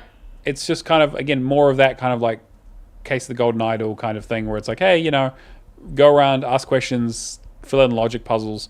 The logic is maybe, it's not quite as clever of a game, but I still liked it quite a bit. There's some, like, Alice and I were playing it together, and like I definitely jumped to a part where I was like, well, I think I figured out the mystery, and it's like, no, you need to figure out the previous part to unlock the next part. I'm like, but I know what happened, like I've got it. And so it was fine, but eventually got there. It was just kind of the logic leaps are a little bit it's not quite as tight, but still absolutely hilarious. Like all the duck puns and the idea that like he's down on his luck X cop who's addicted to bread. Like it's hilarious. And like the loading screen tips between the stuff around like a duck commits roughly 3 crimes in its lifetime. Like it's like it has its like sense of humor down perfect. And like I'll just keep buying these as they keep making them because they're all fucking hilarious. So Yeah. I love his voice is so deep, even though he's a duck. he's a fucking duck. So he sounds like a hard detective. Yeah. And then also the fact that there is a dedicated quack button that is so unlike his voice is also very funny to me. Yeah. So yeah, really enjoying those. And they're like maybe like an hour, 2 hours maybe. I was gonna say, you understand why I wanted this to be like the kids' game of the year last year. Yeah, absolutely. I think it's great. Yeah, it's yeah, and it's like really accessible. So yeah, I definitely recommend that. I also did the Sea of Stars DLC that just got released. I say DLC, but it's actually a free add-on. Like they're not charging for it at all. So it's like maybe like 6 to 8 hours, maybe a little bit more depending on what you get into it. But the idea is that like it is a self-contained experience where you basically go into a self-contained adventure where you only have 3 characters. So you have like your main 2 characters plus a new character. And you don't get any, and like you lose. It's a classic thing where like you lose all your abilities and levels, and you have to like get new abilities. And like the whole thing is that the area you're in is like circus themed. It's like a whole like you're fighting a person called the Puppet Master, and so it's all like circus and like that kind of like theme, like theater theme. And so the idea is that you have your regular abilities don't work, so you need to move yourself into becoming a juggler and like a tightrope walker. And so, like, your abilities are based on those. And, there's a new leveling system. There's new animated cutscenes, like the fucking expensive ones from the main game. Like, new mechanics, new enemies, new story, new mini games. Like, a lot of work went into this. Like, this is like a little indie project of its own. And they're not charging anything for it, which is insane to me. Having said that, I still don't like the game itself that much. And I feel terrible because it should work. But something about the game itself just does not speak to me. And I think like all of the stuff is really, really good stuff if you like the base game. It's just more of more stuff. And I was impressed with it. But by the end of it, I was like, cool, I'm done with this. Like I'd had enough of playing through that game that much. I think that my biggest issues with, and again, if you go back and listen to when I reviewed the game originally, my biggest issues with the game are basically that like the move set is way too limited and repetitive. Having an RPG where you have like 5 or 6 characters or whatever, you can swap between them, and they each have like maybe 3 different moves, and you have an MP pool of maybe like 15, and each move is like maybe a 4 or 5 up to like 9 cost. It basically turns into I can use one attack that uses magic, then I have to do regular attacks to get my magic back up, and then like the cycle is just kind of not that engaging. And this is kind of just more of that. But I was impressed by like the visuals and the story and everything like that. Like it's actually pretty cool. They do some little like sequel baiting stuff at the end, or like in the same way that the Messenger did and all that kind of stuff, because they love doing that kind of shit. But yeah, like if you have played Sea of Stars, it's a free update. It's got achievements. Go and do it. You'll smash through it. Curious to hear people's thoughts. And then, yeah, the only other thing is I finished up Expedition 33. I mentioned it last week. I kind of rolled credits right before the show. So I spent this week kind of doing all the side sort of cleanup bit. I do still think that it does have a couple of, like, it's a fantastic game. Like, I think it's like a 10 out of 10 game. The only thing is that, like, yeah, no fast travel on the world map, and no mini maps while you're actually in the worlds. Like, it's really easy to miss stuff or get turned around. I think it's just like be a nice little quality of life feature. The final act, and like, so Act 3 basically, I want to be as like non-spoiler if it's possible, but the idea is like Act 3 opens up where it's like, okay, cool, now is like the end game, do all the cool side stuff, right? And I was like, cool, I'm going to go fight like optional bosses and super bosses and stuff and do that kind of stuff that doesn't really matter. There is shit in there that's like, oh, this is optional. I'm like, how is this optional? Like, this should have been, like, you should have put this right in front of the player and be like, no, you have to do this. Like, there's like 2 or 3 story beats in the optional stuff that I was like, this would have actually really, really helped the finale. The finale is fucking fantastic. But I was like, no, there's like plot and character stuff here that should have been resolved before we even can do the final boss. So I was because I wasn't expecting much, but I was actually really, really surprised at how good some of the stuff was. But I'd done this after I'd finished the game. And so it gets a little bit repetitive. the like parrying stuff gets way too ridiculous in Act 3 in terms of like you just, I felt like I had to dodge pretty much everything because like the parrying timing, it just gets really, really tough. A character doing 10 attacks, and if you miss one parry, then you don't get a counterattack. Yeah, but still, fantastic game. Love the story. We need to do a spoiler cast on it, but I need more people to play this. I want to debate the ending because there's stuff there that I'm just like, oh boy, there's like, I've been reading through the subreddit. People are getting like crazy into their side of like who's right, who's wrong, what's the right choice to make. Do you agree with what the characters do? Like all this kind of stuff.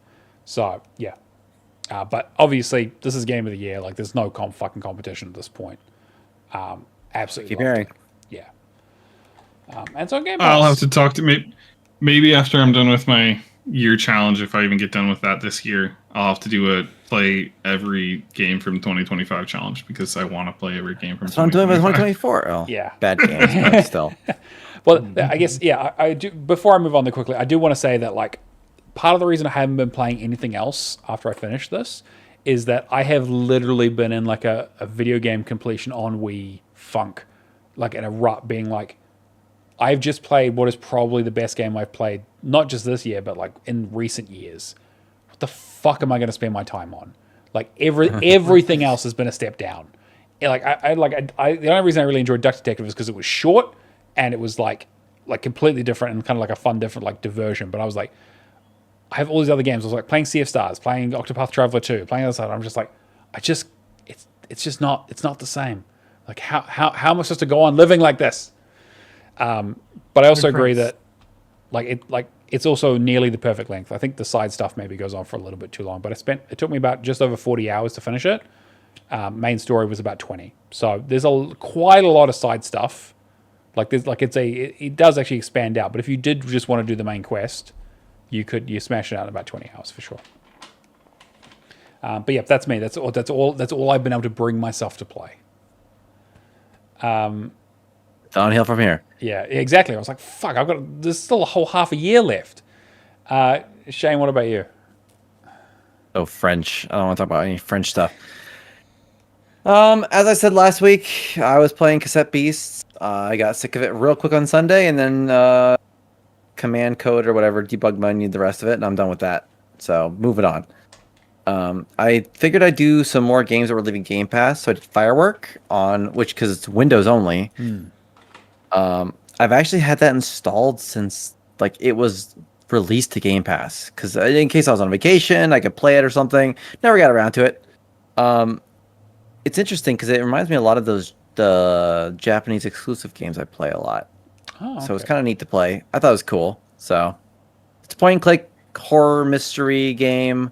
I filled out a guide. It takes like 3 hours. It's not bad. It was interesting enough.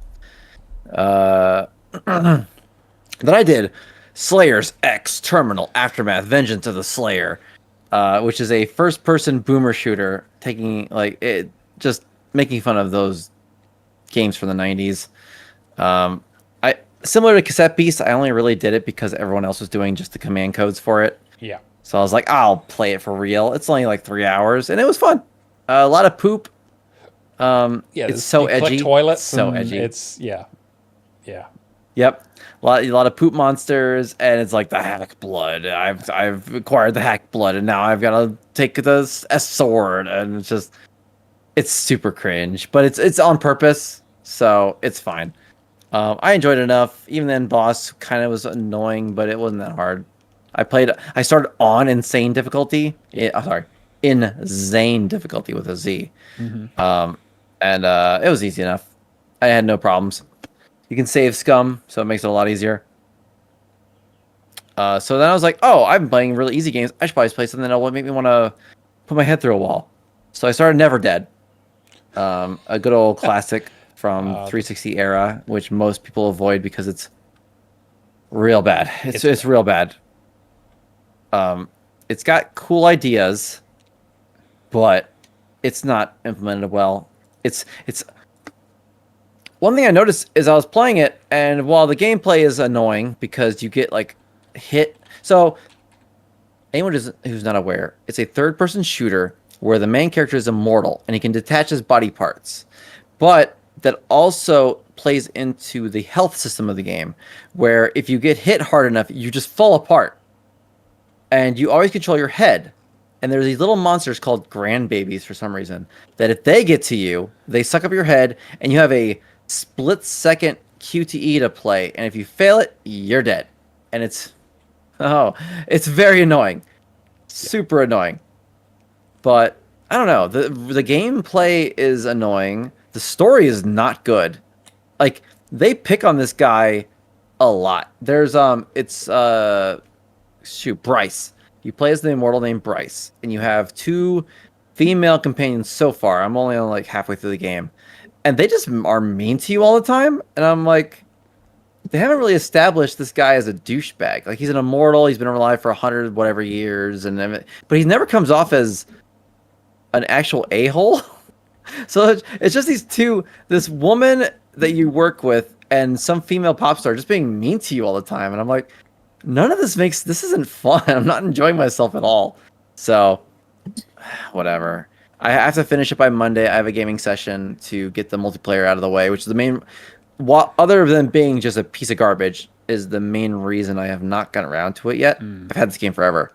Because it's not backwards compatible, so I have to play on 360, and it's with a disc. So, but yeah, so I get the multiplayer out of the way, and then I'll try to get through it. I have to play on hard, which apparently is even worse. So I'll report back. Yeah. I'm not looking. Okay, cool. Can't wait. So, but that's my future. I've been playing too much easy garbage. I was like, I gotta play something that is annoying. I guess it's got a 3.2 ratio, so might as well. I gave it a 2-star apparently back in the day. So I'm just looking at it now. I was like, man, this was bad. You're probably not wrong. Yeah. We'll see how I feel. I'm sure when I'm like halfway through my hard difficulty playthrough, I'll be like, I hate this. Is the worst game I've ever played. I hate it. I'm so done. But for now, we'll see. But that's all I've been playing. I know that's probably what I'll be playing. I'm sure most of next week if I'm on next week. So I just realized it's Rebellion as well. Oh, it is. That was why I was surprised. Holy shit! I didn't realize that either. Huh. It sure is. They're not quite a pandemic, but it's not. It's no Sniper Elite, but yeah, it's. I'm trying really hard to find the redeeming qualities of it, and it's really not there. It just isn't. But anyway, I guess let's see what Cameron played anything better. All right. So most of my time this week, most of my time this week was Division 1 and Division 2. So basically, I've just been doing collectibles in Division 1 when we don't have Division 2 going. Not really much to say about that. I've basically completed the base game for Division 1. We've just nearly gone through the story for the Division 2. Mm-hmm. And we started doing the Dark Zone stuff yesterday. It's fun. Outside of that, I'm really enjoying my time with it. I still think the Division 1 is better. I think just the snowy New York works a lot better than kind of just overgrown DC. It's just like an area. I just think it's more interesting. I mean, like usually, yeah. Collectibles. The collectibles fit. Okay, it sounds so stupid, right? But like now that we've been through COVID and all that, like it just adds weight to it. Sure. In a weird way. Yeah. But I don't blame you. So yeah, there was that aspect of it. Other than that, I played like 5 levels of Doom in the Dark Ages. I've just been doing it here and there. The main things... did I talk about the precinct last time? Only that you were having some issues with it, I think. Yeah, so I've attempted to complete the game twice now, and the save bug has destroyed me. Destroyed my save. I've lost about 6 to 7 hours of progress both times I've done it, and it's one of those games that the gameplay is so simple and easy to understand, but it feels nostalgic like GTA 1. Like similar to GTA 1 that I want to play it, I want to complete it, but I just can't because every time I do, the save just gets deleted. They introduced an update to PS5. PS5 save... it corrupted everybody's PS5 save. and then they had to do an emergency patch for that allows you to restore a previous save now. Yikes. But that's only for PlayStation. So I'm waiting with bated breath to complete that. Other than that, the other two main games that I've been doing, Age of Empires 2 and Plants vs. Zombies Garden Warfare. So Bulbasaur has been helping me get boosting done for the plants, but there is an AFK method for the zombies where one of the characters, the 80s action star, you can join as a second controller. You can jump off a ledge and use two skills at the same time, and it will float mid-air. You then carry that player over to the dance hall and let that continuously hover above the dance mat whilst you roll credits with your first controller. Been doing that and getting 2 characters a day. Otherwise, this game is just way too grindy. That's why I didn't ever start it. I really like Garden Warfare 1 and 2, and I just, when that one came out, everyone was just like, they took everything out of 1 and 2. It's basically just the PvP, and all the achievements are just for maxing out all your it's just a grind fest. And I was just like, yeah, I will skip that because I loved the solo content of 1 and 2. Like, the multiplayer is really fun too, but I really like the little side things in there. I don't remember solo content number 1. I mean, there wasn't really much, but like there was more variety than just like the game modes. If I remember correctly, maybe I don't remember correctly. Maybe I'm the problem. I don't doubt it. I just don't remember. It's a problem though of like having a list that like 19 achievements you can get done in like 5 hours, and then just having one that takes like 200. Yeah, like, it's just that with it. But other than that, the game is like gameplay wise, it's fun. Question for Cameron and Matt: how solo friendly is the Division 2? Like, could I do it without a dedicated group relatively simplistically? I think it depends. I think that the majority of the story stuff you'd probably be okay. I mean, like we definitely played a little fast and loose. Like if we were played more tactically, we probably would have like we went down and like died a few times and had a few like squad wipes and stuff. But we were just like rushing. Well, I say we. Certain members of our team were definitely rushing in and getting killed immediately, and the rest of us had to try and pick their asses up. Not naming any names like Cameron, but no.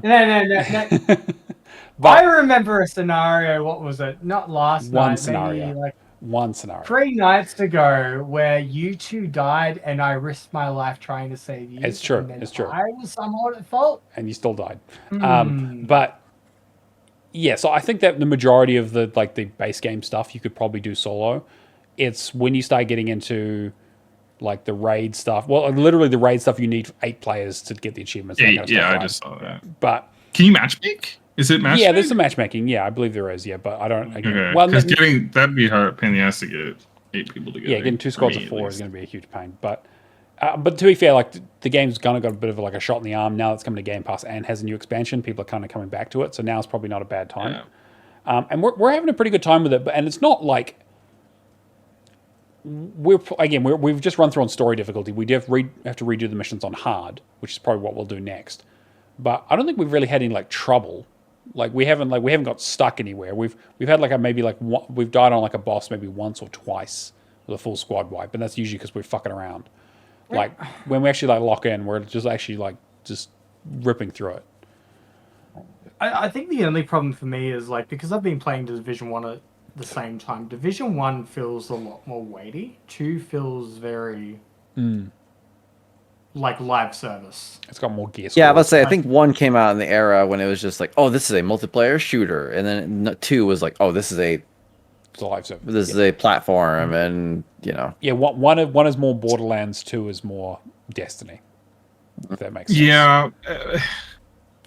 And despite the sour taste in my mouth that the Last Stand DLC left in my mouth from Division, I do remember really enjoying Division 1. Me too. And I don't know why I never did 2. I think it was really just like the sour taste in my mouth from Last Stand, and also being like just kind of a overall stand against live service. 100%. That's exactly where I came from. Yeah.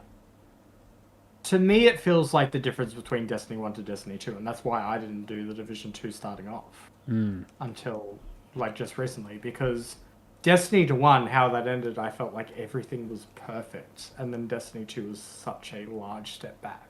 And I kind of feel the same, like Division 1, the main game was fine, and then I never touched any of the DLC until now. Yeah, I'm on the same page as Jake though. Like that DLC really kind of rubbed me the wrong way in terms of like the amount of grinding it took and the amount of setup. And I was kind of like I was done with the Division when I finished the base game, and then the expansion stuff I wasn't a big fan of. And then by the time we got to the Division 2, with all the way the games industry had changed with like live services, the way Ubisoft had gone, I was like, I don't really feel like I need to play the Division 2. You know, like I feel like I've gotten enough of the Ubisoft experience, but now it's been long enough, and now obviously I have a dedicated group with myself and Cameron and Stubby and Keo that we're kind of like, yeah, you know, we're kind of jumping from game to game to game, and Ubisoft do make a lot of good squad-based games. So it's like it just kind of was a nice natural fit for us to kind of be like, well, we've done 2 Ghost Recons, let's move on to the Division. And yeah, I'm having a good time with it. Like, it's fun, but it is very mindless. Like, it's not like we're skipping the cutscenes and shit, but like, yeah. I'm torn because I just saw that Division 3 is apparently in the works. It is, yeah. I'd be shocked if it wasn't. Yeah, because they cancelled Heartland, so they've moved everyone over to Division 3. I should do it before 3 comes out, because then I'm going to run into the same thing I did with... Well, maybe not, because like the hardest part with 1 was doing Last Stand when Division 2 was just coming out. So Last Stand was... I would have done Last Stand legit. I wouldn't have boosted it if I didn't literally have to, because the game will not start without 16 players. Yeah, basically. Unless they changed that recently, like because of the decline in population. No, but when I was playing it, game wouldn't even begin without 16 players. So you just had to boost it with 16 players, which is just like a nightmare. I mean, that's literally how AHA started. Was I was running sessions.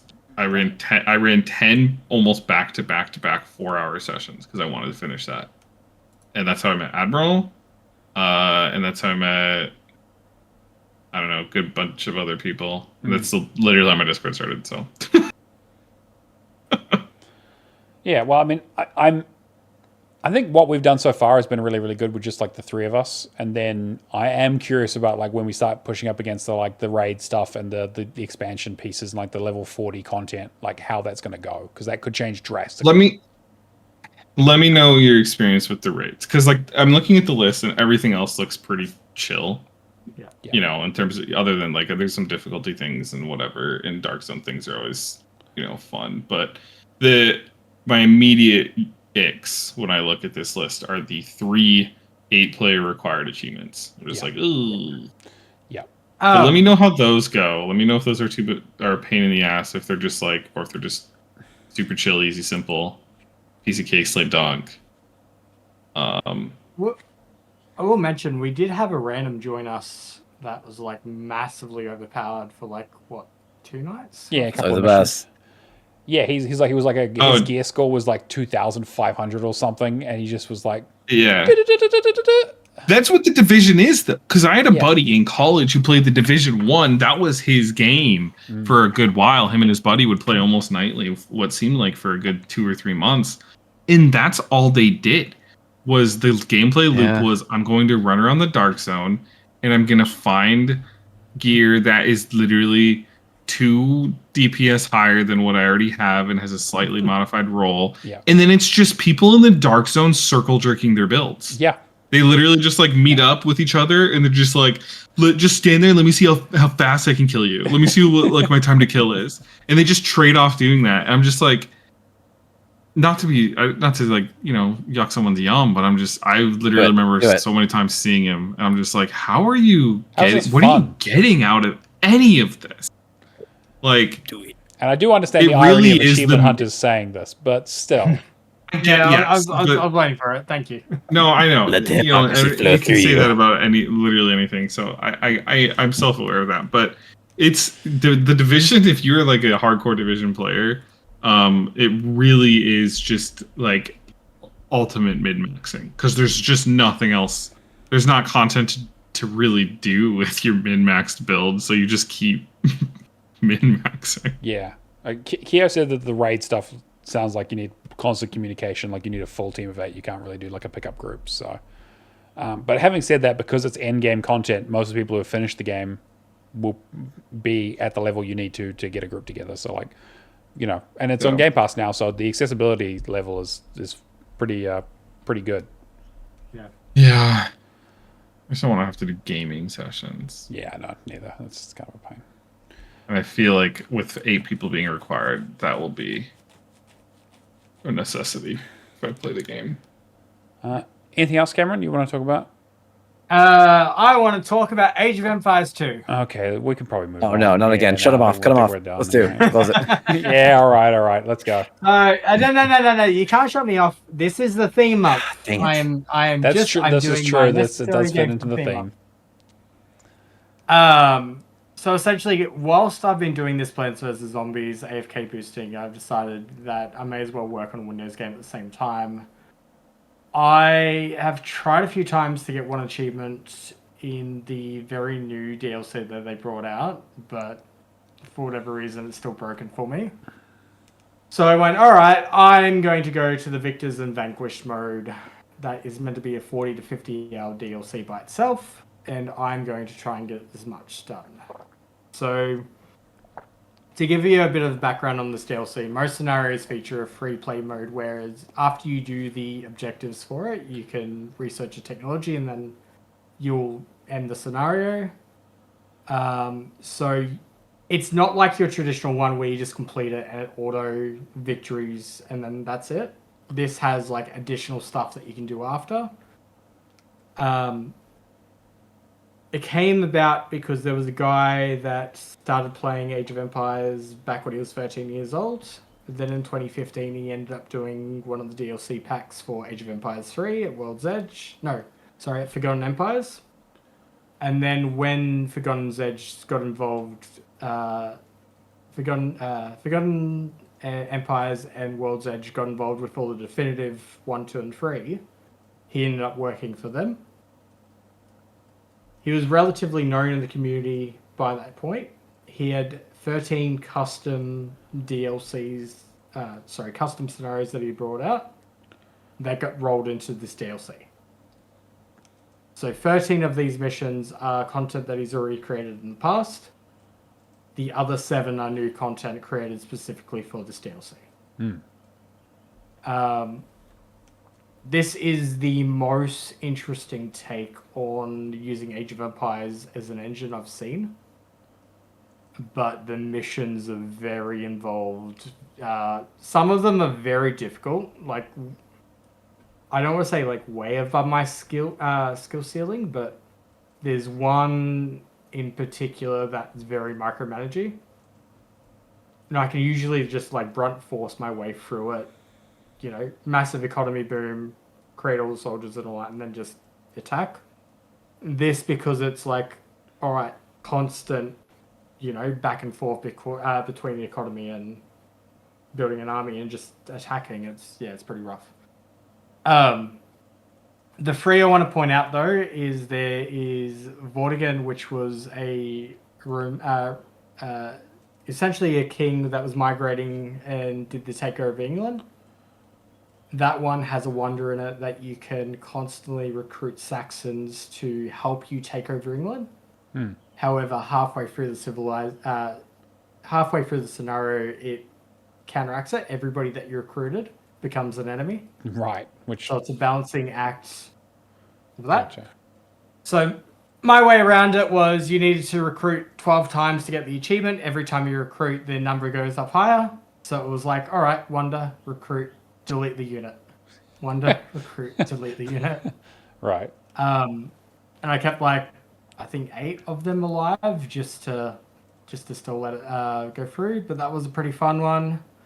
There was an interesting one that I did yesterday that took me about 2.5 hours called Seljuk, which was all about the dynasty and all the leaders achieving their ambitions.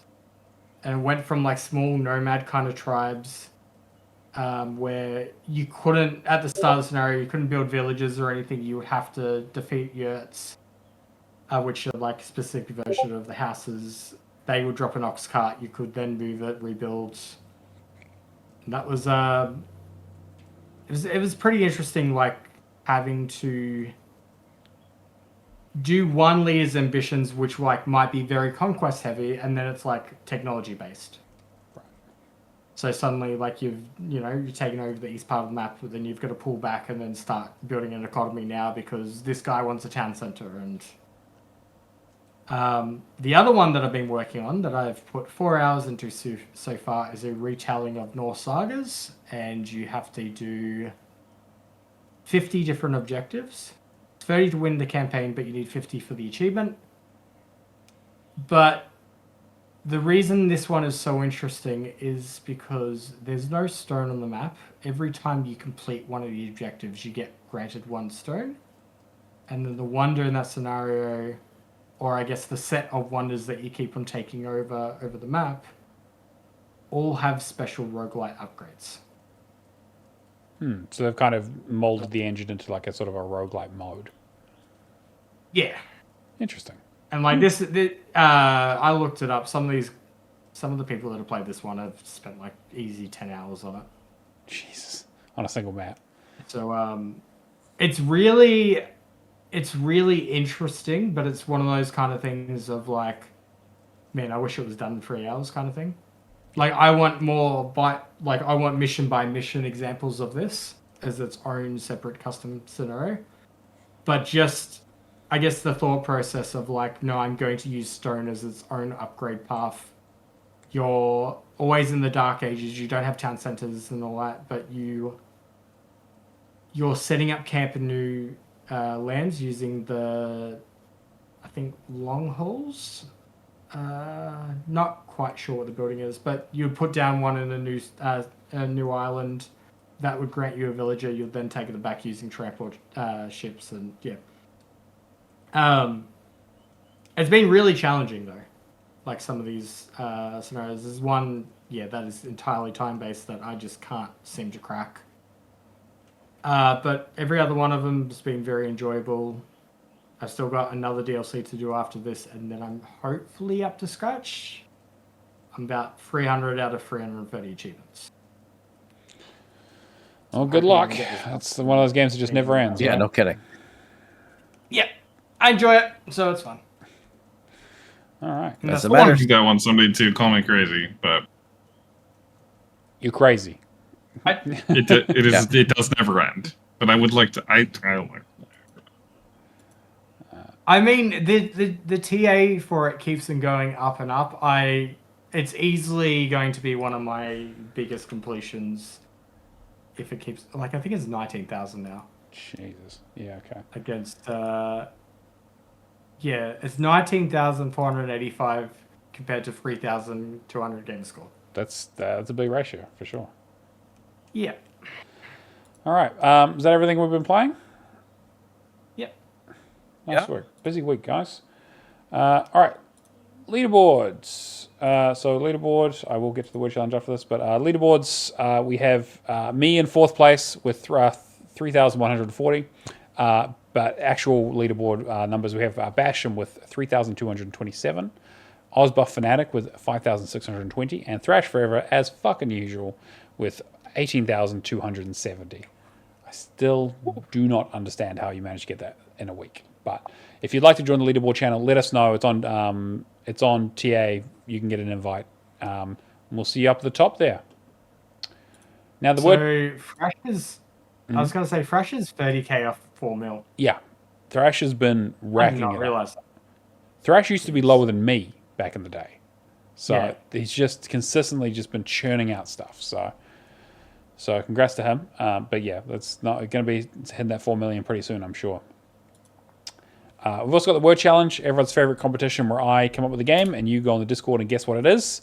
And every week I give away a clue. We have a word challenge channel. You go in and guess the game, a gift pops up and you win. The first clue last week was this is a non-numbered sequel. So it's a sequel to a game, but it doesn't have a number in the title. And the second clue is this game has co-op. So that should narrow it down a little bit. Been seeing some good guesses, some really good guesses actually. People talking about like Deus Ex and Toe Jam and Earl and stuff. I always feel like I'm being psychoanalyzed whenever this comes up because people are like, I give them one clue and they're like, what kind of fucked up shit would Matt make us guess? Like, what's going on? What kind of games does he think of when he What's thinks? he into? Yeah, exactly. Yeah. What kind of weird, obscure 80s game that no one's ever heard of did he come up with? So yeah, best of luck We to all know it's The everyone. Witness because he loves it, but It's The what else Wit- could it be? Yeah, what else could it be? All right, completions. Shane, do you want to read through those? Yeah, I am looking at that list. I am totally looking at that list. I am scrolling down to obviously that list. All right, Stupidoo did Prince of Persia: The Lost Crown and Peppa Pig. Rest in peace, Queen. Super Bob did Goat Sim 3 and Moving Out 2. Bulbasaur 1256 did PVZ Battle for Neighborville and Borderlands. Rapture did Black Desert, Firework, and Humanity. I really wanted to get to Humanity, darn it. Mistolity did 5 dates and then got bored, so he did 10 dates as well. Chin Docta did Yakuza 5, and Natalinator did Second Extinction. Yeah, nice work, guys. Especially Rapture on Black Desert. Anyone completing an MMO Yeah, these no days kidding. is pretty fucking impressive. So nice work there. And obviously, Chin Doctor Kirby is continuing his journey through the Yakuza series, and he's from 0 all the way up, and he's completed 5 now. I'm super impressed with that dedication. We'll need to get him on the show when he finishes up that list, actually. Yeah, I finished 0 and I said, all right, that's enough Yakuza for a year. I'll go back when Yeah, I'll go back later. yeah, that's totally fair.